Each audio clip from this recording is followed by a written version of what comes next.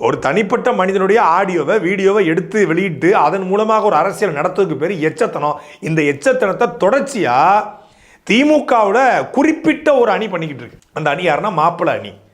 என்னுடைய audio video இது எல்லாம் எங்கெந்த சேனலில் வெளிவந்துச்சு அப்படின்னு நம்ம தேடி பிடிச்சோம்னா அதுக்கு பின்னணியில் யாருக்கான்னு பார்த்தா அந்த பெண் டீம் இருக்குது. பெண் டீம் தான் ஒட்டுமொத்தமாக இந்த மீடியாக்களை இயக்குகிறது. இன்றைக்கி பாருங்கள், ஒரு யூடியூப் சேனலில் இது போட்டு டிபேட் பண்ணுறாங்க, இல்லை யூடியூப் சேனலை வச்சு கண்டென்ட் ஆக்குறாங்க, யூடியூப் சேனல் வச்சு ஒரு சர்காஸ்டிக்காக வீடியோ பண்ணுறாங்க, சட்டையர் பண்ணுறாங்கன்னா சரி ஓகே, அது ஒரு ஏன்னா ஒரு லைம் லைட்டில் இருக்கக்கூடிய ஒரு ஆதவ அர்ஜுன் இன்றைக்கி தாவேக்கா கட்சி லைம் லைட்டில் இருக்குது. எடப்பாடி பழனிசாமியை வந்து அவங்க வீழ்த்துவதற்கு இந்த அதிமுக தாவேக்கா கூட்டணி போயிடக்கூடாது, அதிமுக பற்றி எவ்வளோ கேவலமாக பேசுகிறாங்க பாருங்கள் அப்படின்னு காட்டுறதுக்காக ஒரு யூடியூபர்ஸ் பேசினா பரவாயில்ல.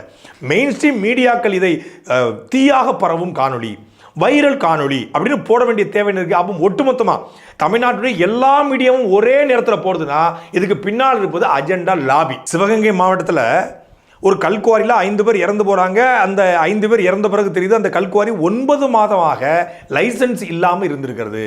லைசன்ஸ் முடிந்தும் அந்த கல்குவாரி தொடர்ச்சியாக நடந்துகிட்டு இருக்கு அப்படிங்கிறத எப்போ கண்டுபிடிச்சிருக்காங்க? 5 பேர் இறந்த பிறகு கண்டுபிடிச்சிருக்காங்க. அப்போ அந்த ஏரியாவில் இந்த தாசில்தார், ஆர்ஐ, பிடிஓ, இந்த விஏஓ இவங்கெல்லாம் என்ன புடுங்கிட்டு இருந்தாங்களா அப்படிங்கிற கேள்வியை யார் கேட்டிருக்கணும்? மீடியா கேட்டிருக்கணும். 5 உசுறு போகிற வரைக்கும் ஒரு கல்குவாரியில் 9 மாதமாக லைசன்ஸ் இல்லாமல் ஒருத்தர் நடத்திக்கிட்டு இருந்திருக்கான். ஜேசிபி, ஹிட்டாச்சி எல்லாமே அங்கே நிறுந்துக்குன்னா என்னடா பண்ணிக்கிட்டு இருந்தீங்க, என்ன வேலை பார்க்குறீங்க அப்படின்னு கேட்க வேண்டிய, பேசுபட பொருளாக மாற்றிருக்க வேண்டிய ஊடகங்கள் பேசலை. அரக்கோணத்தில் ஒரு பெண்ணு திமுகவுடைய இளைஞரணி பொறுப்பாளர் தெய்வசேவல் என்பதனால பாதிக்கப்பட்டு போலி திருமணம் செஞ்சு என்னை போலவே 20 பெண்களை அவன் பாதிப்புக்கு உட்படுத்திருக்கிறான். முக்கியமான அதிகாரிகளுக்கும் அரசியல்வாதிகளுக்கும் எங்களை சப்ளை செய்ய பார்த்தான்.